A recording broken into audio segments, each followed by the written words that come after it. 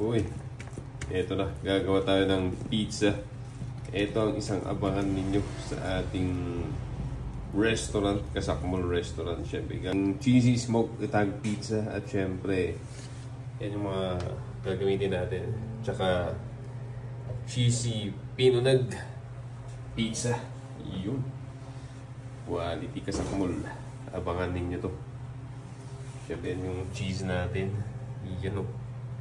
Tomato, bell pepper, onions, quality Kasakmul. Yan yung ating smoked itag pizza syempre. Pinapwede ko.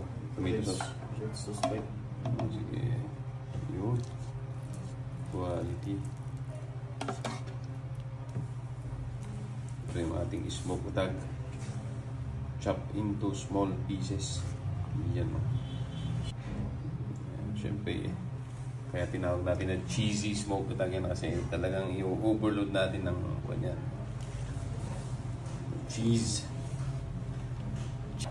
Cheesy overload. Ako, mahilig ako sa cheese kaya gusto ko maraming cheese talaga. Siyempre, additional topping. Hindi yun, no? Smoked itag. Quality Kasakmul.